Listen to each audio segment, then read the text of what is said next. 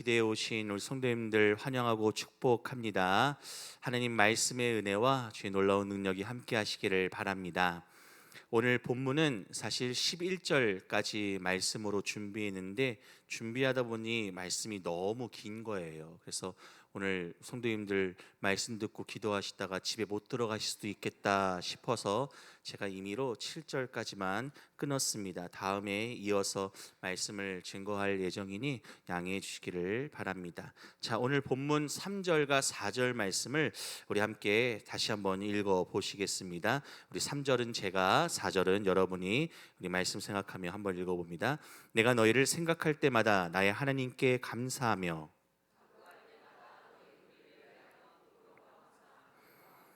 네, 말씀에 너희를 생각할 때마다 바울이 기쁨으로 항상 간구한다라고 편지합니다.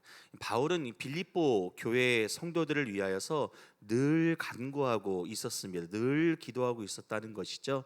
비록 바울이 지금 로마 감옥에 갇혀 있지만 바울은 갇혀 있는 지금 이 순간에도 교회와 성도들을 위해서 기도하고 있었던 것입니다. 이와 같이 우리도 서로를 위해서 기도해야 한다라고 저는 생각합니다. 나와 내 가족만을 위한 기도가 아니라 교회와 또 그리고 성도들을 위해서, 더 나아가 나라와 민족과 세상 가운데 힘들고 어려운 가운데 있는 또 열방을 위해서도 함께 더불어 기도해야 되는 이 사명이, 책임이 우리 믿는 성도에게 있는 줄로 믿습니다. 그럼 우리가 어떻게 해야 바울과 같이 갇혀 있는 중에도 기도할 수 있을까요? 갇혀 있는 그런 아주 절박한, 아주 힘들고 어려운 상황, 기도할 수 없는 상황에도 어떻게 하면 기도할 수 있을까요? 그 내용이 3절 말씀에 기록되어 있는데, 3절 말씀을 보니 내가 너희를 생각할 때마다 나의 하나님께 감사하며 기도한다라고 이야기를 합니다. 여기서 생각한다라고 하는 이 말의 원뜻을 보면요, 기억하다, 떠올린다라고 하는 뜻이 있습니다. 그래서 빌립보 교회와 성도들을 향한 이 바울의 생각은요, 바로 곧 교회와 성도들에 대한 무엇을 나타내냐면 관심을 나타냅니다. 제가 서울에서 전도사로 사역할 때에 교회 집사님 한 분이 어느 날 저에게 오징어 한 축을 사서 선물로 주셨습니다. 한 축이니까 20마리죠. 오징어 한 축을 선물로 주셨는데, 제가 집사님께 "집사님, 웬 오징어예요?" 라고 묻자 집사님께서 이렇게 얘기하시는 거예요. "전도사님, 이 오징어 씹으시면서 저를 위해 기도해 주세요" 라고 하시는 거예요. 저는 지금까지 그 말을 잊지 않고 있습니다. 오징어를 씹을 때마다 그 집사님이 떠오르기 때문에 잊을 수가 없습니다. 그래서 그때도 오징어 20마리를 다 먹어서 턱이 아플 때까지 그 집사님을 떠올리면서 기도했고요. 그날 이후 18년이 흐른 지금도 어디 가서 오징어 비슷한, 오징어 오자만 들어가는 것만 봐도, 먹어도 그때가 생각나서 그 집사님을 떠올리고, 그 집사님 잘 계시나? 자녀들은 어떨까? 건강은 하신가? 하면서 떠올리면서 가정의 평안과 또 그리고 건강을 기원하고 또 기도하기도 합니다. 그 집사님은 오징어 한 축으로 적어도 저의 기도를 평생 확보하신 겁니다. 그렇다고 성도님들께서 뭘 자꾸 사오시면은 곤란합니다. 저는 그런 거 없어도 성산교회 목회자이기 때문에 우리 성도님들께 매우 관심이 있고요. 또 그리고 그런 거 없어도 떠올리고 또 그리고 기도하는 줄로 믿어주시기를 바랍니다. 절대로 그런 거 필요 없으니까 사오지 마세요. 저뿐만이 아니죠. 담임 목사님을 비롯해서 우리 모든 목회자들이 그런 걸 원한다는 게 아니라 모두 성도님들을 생각하고 또 그리고 떠올리면서 성도님들의 문제에 관심 갖고 기도하고 있습니다. 그 관심이 있다는 것, 이 관심이 있다고 하는 것이 매우 중요한데요. 우리가 관심이 있으면 어떤가요? 관심이 있으면 마음이 갑니다. 관심이 있으면요, 집중하게 되죠. 관심이 있으면 그쪽으로 자꾸 몸이 가고 또 그리고 삶이 가고 인생이 갑니다. 오징어 때문이 아니라 관심이 있기 때문에 자꾸 그 집사님을 떠올리면서 기도했던 것이죠. 그리고 성도는요, 관심이 있으면 또 아울러 기도할 수 있습니다. 반대로 다른 사람들에게 무관심하잖아요. 그러면 이 무관심한 사람은 결코 그들을 위해서 기도할 수가 없습니다. 관심이 없는데 어떻게 기도할 수 있겠습니까? 오늘 바울이 그랬어요. 바울이 감옥에 갇혀 있는 중에도 빌립보 교회 성도들에게 관심이 있으니 성도들이 잘 살고 있는지, 믿음을 잘 지키고 있는지, 어떤 어려움은 없는지 하는 걱정이 들었던 것이고요. 바울이 이 빌립보 교회 성도들의 형편과 상황을 이제 알게 되니 자꾸 마음이 그쪽으로 향하고, 기도하지 않고는 안 될 정도로 자꾸 생각이 나고 마음이 저려오고 염려가 됐던 것입니다. 그런 의미에서 우리 믿는 성도들은요, 서로에게 관심을 갖고 또 그리고 서로를 위해 기도해야 하는 관계가 되어야 함을 여러분 깨달으시기를 바랍니다. 항상 생각하면서 형편을 살피고 또 도움을 주고 섬기면서 살아가는 관계가 우리 안에 일어나고 또 우리 서로 간에 이런 관계가 밀접하게 이루어질 수 있기를 바랍니다. 그래서 옆 사람과 이렇게 인사 한번 해보시죠. 제가 당신에게 관심이 많습니다. 예, 제가 당신에게 관심이 많습니다. 예, 이상한 사람처럼 관심이 많습니다. 이러지 마시고요. 좀 담백하게, 우리 집사님, 권사님, 제가 관심이 참 많아요. 예. 그래서 내가 관심이 많다라는 건 뭐예요? 항상 떠올리고 기억하면서 기도하겠다라고 하는 것임을 여러분 깨달으시고 관심 갖고 기도해 주시기를 바랍니다. 그런데요, 바울이 간구할 때마다 어떻게 간구하나요? 4절 말씀을 보니까 4절 말씀 다시 한번 우리 한번 읽어 보실까요? 4절 말씀 시작. 간구할 때마다 너희 무리를 위하여 기쁨으로 항상 간구한다라고 합니다.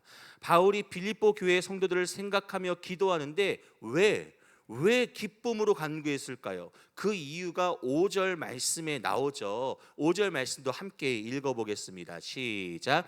너희가 첫날부터 이제까지 복음을 위한 일에 참여하고 있기 때문이라. 네, 바울은요, 빌립보 교회 성도들이 복음을 위한 일에 열심을 내고 있기 때문에 그것을 생각만 해도 기쁨이 있고요. 그래서 기쁨 가운데 기도할 수 있다고 편지합니다.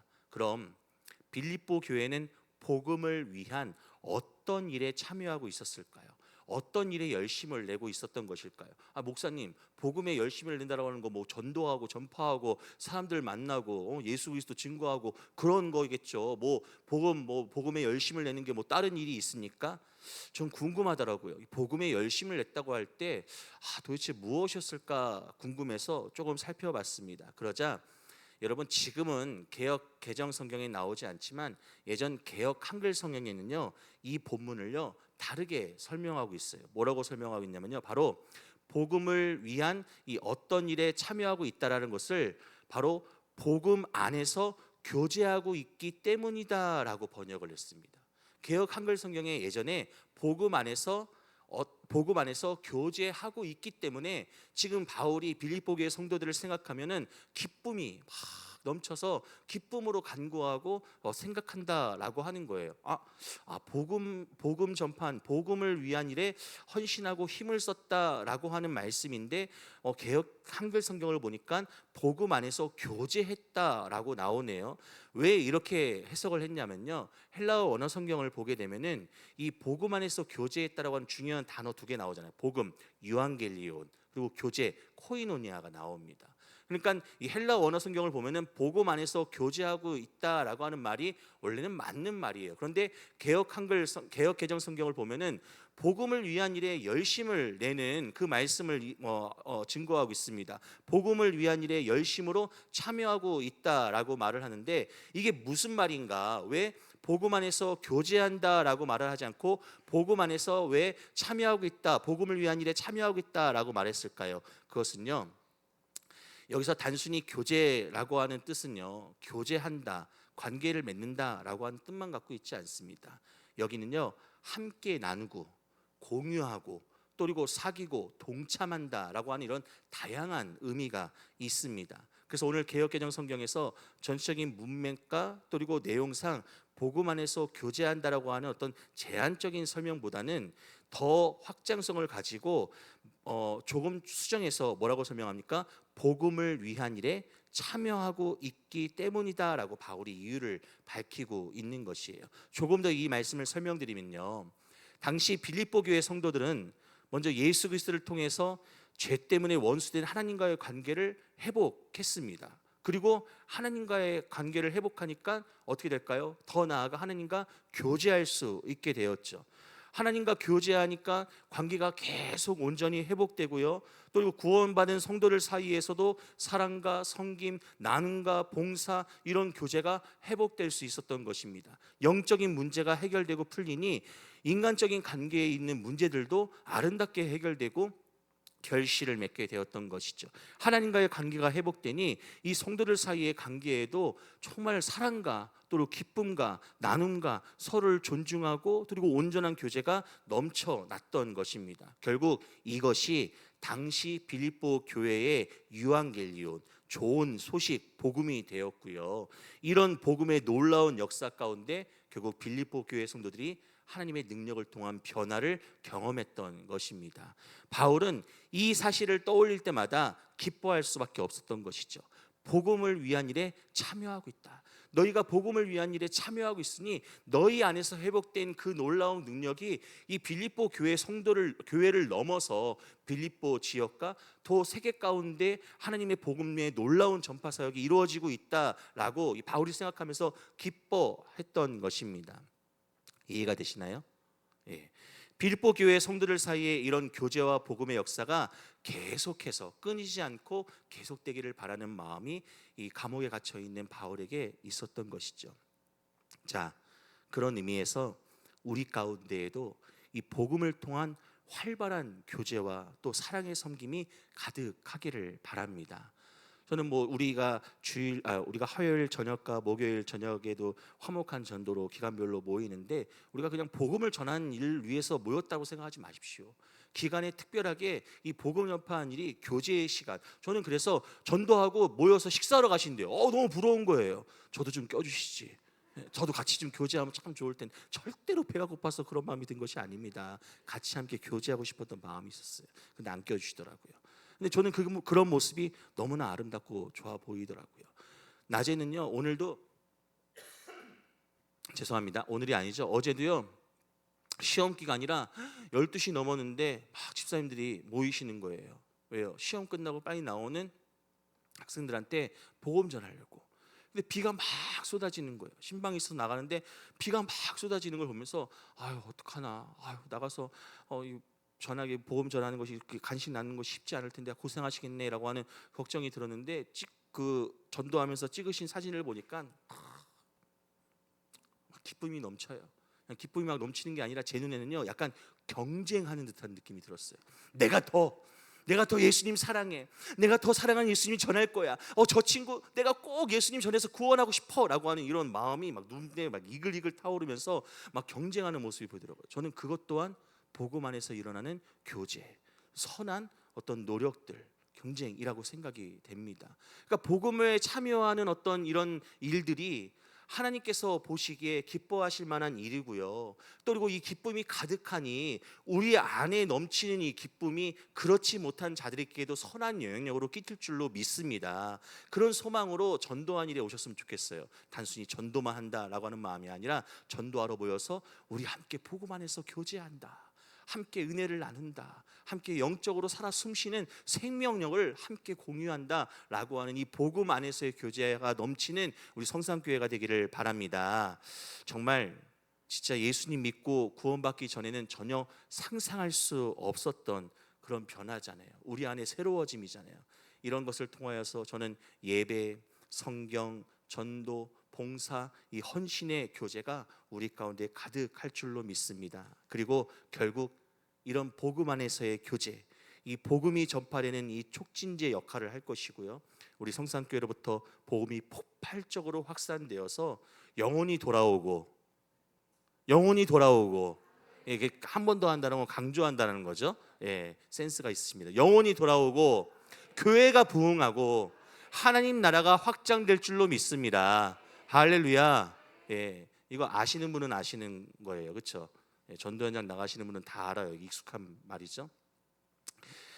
자, 그런데요. 다양한 사람들이 모이는 교회에서 어떻게 복음 안에서 교제하고 또 이 복음의 놀라운 역사가 일어나고 이런 일들이 가능할 수 있을까요? 그것은요, 이 모든 것이 우리의 노력으로 가능한 것이 아니기 때문입니다. 6절 말씀을 보시죠. 6절 말씀 함께 읽어봅니다. 시작. 너희 안에서 착한 일을 시작하신 이가 그리스도 예수의 날까지 이루실 줄을 우리는 확신하노라. 아멘. 바울은요, 확신했어요. 빌립보 교회가 복음을 위한 일에 열심으로 참여할 수 있는 것은 하나님께서 이들 안에서 먼저 착한 일을 시작하셨기 때문에 가능한 것이다 라고 확신하였습니다. 여러분, 말씀에서 하나님께서 이들 안에서 먼저 착한 일을 시작하셨다고 하는데, 이 착한 일은 무엇일까요? 착한 일은요, 우리가 생각하는 어떤 넘어진 사람을 일으켜주고, 그리고 어려운 사람을 도와주고 필요를 채워주는 이런 것도 착한 일일 수 있는데, 하나님 관점에서 착한 일은요, 바로 죄로 인하여서 죽을 수밖에 없는 우리를 구원하시는 일이 착한 일임을 깨달으시기를 바랍니다. 그 일을 언제까지 하신다고요? 네, 예수 그리스도의 날까지, 예수 그리스도께서 다시 오시기 전까지 믿는 자들을 구원하시겠다라고 말씀하십니다. 그런 의미에서 이 자리에 모인 우리 모두는 구원의 확신이 있으신가요? 바울의 고백처럼 착한 일, 구원을 분명히 이루실 것을 확신하십니까? 믿고 확신하시기를 바랍니다. 물론 우리의 구원은 아직 완성된 것은 아닙니다. 우리는 여전히 연약하고 또 영원한 천국이 아닌 지금 공중권세가 또 지배하고 죄가 가득한 이 세상 가운데서 살아가고 있습니다. 그래서 우리의 구원을 신학적으로 지금 이렇게 말합니다. 구원받은 성도는 지금 이미와 아직 사이에 있다. 이미 구원을 받았지만 아직 완성되지 않았다라고 하는 것이죠. 요한 웨슬리 목사는 이렇게 얘기합니다. 그리스도인의 완전은 하나님 나라에 이르렀을 때 가능한 것이라고. 그런데 우리가 이 땅 가운데 살아가면서 예수 그리스도를 믿음으로 어떤 경험을 해야 될까요? 바로 성화, 거룩함을 경험하며 믿음의 성숙을 점진적으로 이루어가는 성화를 경험해야 된다라고 말합니다. 그리고 하나님 나라에 이르렀을 때 영원한 생명을 누리며 온전히 하나님의 형상대로 지음받은 그 모습으로 완성된다라고 말을 하죠. 지금 우리가 이 땅 가운데서는 아직 이미와 아직 사이에 있습니다. 완성되지 않았어요. 하나님께서는 분명 우리 안에서 이미 구원 사역을 시작하셨습니다. 그리고 이제 완전한 구원을 이루실 것입니다. 그럼 이제 바울과 같이 우리가 하나님께서 이루실 이 구원의 완성을 확신해야 할 텐데요, 어떤 근거로 확신할 수 있을까요? 그것은요, 하나님께서는 신실하시기 때문에 우리는 확신할 수 있음을 믿으시기를 바랍니다. 하나님께서는요, 신실하십니다. 하나님께서 신실하시다라고 하는 것은 한 번 시작하신 일은 중도에 포기하는 법이 없다라고 하는 의미입니다. 우리는 이 사실을 하나님의 구속 사역을 통해서 알 수가 있습니다. 하나님께서 창세전에 이미 구속 사역을 계획하셨습니다. 이어 인간이 범죄하여서 타락한 직후에는요, 바로 이 구속 사역을 시작하십니다. 그리고 예수 그리스도께서 십자가에 달려 우리의 죄를 대속하실 때 하나님의 구속 사역은 절정에 이르게 됩니다. 그런데요, 이 사이에는 우리가 감히 가늠할 수 없는 엄청난 간격이 있습니다.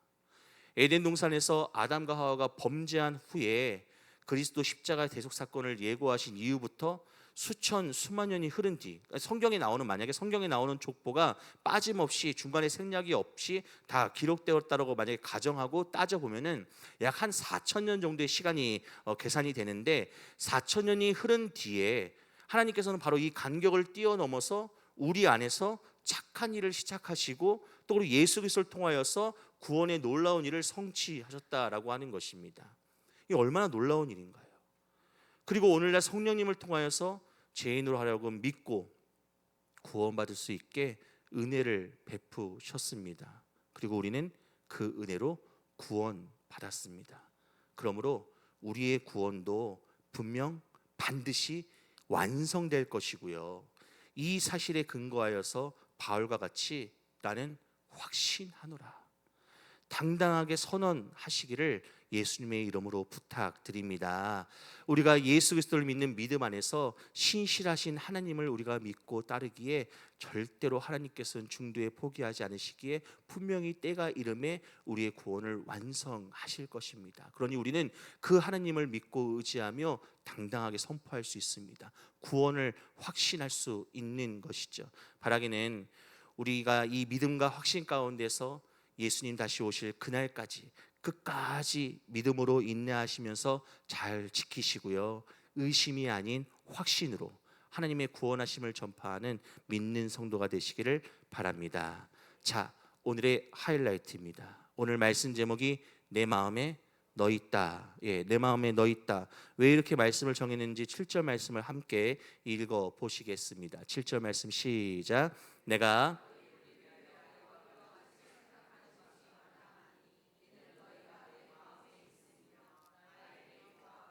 변명함과 확정함에 너희가 다 나와 함께 은혜에 참여한 자가 됨이라. 아멘. 말씀을 보니 바울이 빌립보 교회 성도들을 이렇게 생각하는 이유가요, 빌립보 교회 성도들을 마음에 간직하고 있기 때문에 마땅히 해야 할 일이라고 편지했습니다. 그러니까 제가 앞서 바울이 빌립보 교회 성도들을 향해서 기도하는데 자꾸 생각이 나서 자꾸 관심이 가서 기도한다라고 말씀드렸잖아요. 왜 그렇게 생각하고 또 관심을 갖고 기억하고 떠올리면서 빌립보 교회 성도들을 위해 기도했는지 보니 바로 바울 마음에 그들이 있었기 때문이었습니다. 예전에 여러분 아시는지 모르겠어요. 되게 유명한 드라마가 있었습니다. 파리의 연인. 박신양과 김정은이 연기한 드라마인데 잘 기억나지 않으실 수 있어요. 근데 이런 명대사가 있죠. 애기야, 가자. 되게 열심히 오셨나 봐요, 시사님. 아니에요. 이건 드라마 몰라도 뭐 워낙 많은 유명한 대사라서 애기야 가자라고 하는데, 이런 유명한 대사 말고 또 유명한 장면이 있습니다. 바로 이 안에 너 있다. 강태영. 극중 김정은의 배역 이름입니다. 저는 제 아내 이름 말고 다른 여인의 이름을 함부로 불러본 적이 없습니다. 강태영. 이동건이 그렇게 강태영을 부릅니다. 그러면서 뭐라고 말하냐요. 네 눈에 나 안 보여? 나 안 보여? 난 어땠을 것 같은데, 내가 사랑하는 여자가 지금 내 앞에서 누구는데 아무것도 할 수 없는 나는 어땠을 것 같은데, 그래서 다른 남자한테 부탁해 하는 내 기분 너는 알아? 하고 이동건이 얘기를 하자 김정은이 무슨 말이에요? 라고 얘기를 합니다. 그러자 이동건이 뭐라고 합니까? 지금 내가 무슨 말 하는지 몰라? 이 안에 너 있다. 네 맘에 누구인지 난 몰라도 저도 내 맘에 너 있다. 목회자가 이렇게 어렵습니다. 성도들 말씀 조금이라도 또 재미있게 이해하기 쉽게 설명하려고 이렇게 연기까지 하는 목회자의 고충을 알아주시기를 바랍니다. 이 안에 너 있다니까요. 이 바울이 지금 아마 이동건보다 더 멋있었을 거예요. 편지하면서 내 마음에 너 있다. 내 마음에 다른 거 말고, 감사합니다. 효과음 좋았어요. 내 마음에 너 있다라고 분명히 바울이 이야기합니다. 다시 말씀을 돌아와서요, 너희가 내 마음에 있다라고 하는 말씀을 원어로 보면요, 이렇게 설명이 됩니다. 내 마음에 너희를 두었다. 바울이 지금 내 마음에 빌립보 교회와 성도들을 두었다라고 고백을 합니다. 편지합니다. 바울이 빌립보 교회 성도들을 깊게 사랑하고 그리워하고 있음을, 감옥에 갇혀 있는 이 순간에도 바울은 빌립보 교회 성도들을 떠올리고 있음을 알 수 있게 하는 편지 글입니다. 복음 안에서, 예수 그리스도 안에서 영적으로 맺어지고 또 서로 연결되니까 이 바울이 겪는 고난과 복음 전파 사역에 빌립보 교회 성도들이 함께 동참했고요. 또 그리고 그들이 바울과 함께 믿음이 견고해지고 굳건해졌던 것을 알 수 있습니다. 그런 의미에서 저는 우리 성산교회가 서로가 서로를 마음에 두었으면 좋겠습니다. 아까 제가 관심을 좀 가졌으면 좋겠다고 말씀드렸잖아요. 이제 관심을 더 나아가서 이 마음에 서로가 서로를 두었으면 좋겠습니다. 정말 우리가 서로가 서로를 마음에 두고 깊게 마음을 나누고 또 영적으로 연결된 공동체가 되었으면 좋겠어요. 우리가 서로를 진심으로 생각하고 염려할 때에 피를 나눈 가족 이상으로 끈끈한 어떤 영적인 유대감을 형성할 수가 있습니다. 이런 깊은 연결은요, 우리가 어떤 어려움과 고난을 겪는다 해도 우리 공동체 안에서 함께 서로가 힘이 되고 의지하면서 하나님 믿는 믿음 안에서 이겨내갈 수가 있거든요. 저는 대전에 와서 사역하며 저희 부모님과 형제들보다 성도님들을 더 많이 만납니다. 그런 분들 꽤 많으실 거예요. 저희 가정의 형편을 더 많이 아시죠. 제 건강과 컨디션을 아시고 또 그리고 걱정하시고 또 기도도 해주시고 합니다. 그래서 때로는 가족에게 미처 알리지 못하고 모르는 일들도 우리 성도님들께서 함께 기도해 주시고 도와주시고 또 힘이 되어 주시기도 합니다. 그럴 때 저는 내가 성산 공동체의 일원이구나 하는 그런 깊은 감동과 은혜를 경험합니다. 우리 성도님들도 그러하실 것이라고 믿습니다. 우리는 그리스도 예수 안에서 하나로 묶인 영적인 가족입니다. 그리스도 예수 안에서 형제요 자매입니다. 그러하기에 서로에게 관심을 가지시고요. 또 기억하며 기도해 주시고 함께 하나님 나라를 바라보면서 구원의 확신 가지고 예수 그리스도가 다시 오실 그 날을 소망하며 믿음의 동역을 이뤄갈 수 있기를 바랍니다. 뿐만 아니라 서로가 서로를 마음에 두고 또 깊은 영적 관계 속에서 교제하니 그리스도 예수 안에서 온전한 하나를 이루고요. 그리고 우리 안에 있는 이 아픔과 기쁨 다 공유하면서 힘이 되고 위로가 되니 우리 안에 넘치는 사랑이 이곳에서 하나님의 나라를 온전히 이루고 경험하게 할 수 있는 줄로 믿습니다. 죽어서만 가는 천국 하나님 나라 말고요. 이 땅 가운데 하나님의 통치가 온전히 이루어지는 하나님의 나라요. 그 나라를 우리 안에서 경험하게 될 줄로 믿습니다. 바울은 빌립보 교회 성도들과 그런 관계였습니다. 저는 이 밤 우리 안에 이런 영적인 믿음의 관계가 회복되어지고 깊어지고 새로워질 수 있기를 희망합니다. 사랑하는 성도 여러분, 우리 성산교회는 서로의 마음을 깊이 헤아리고 함께 은혜를 나누는 공동체입니까? 우리는 서로의 어려움에 얼마나 귀 기울이고 있고 또 서로를 위해 얼마나 기도하고 있습니까?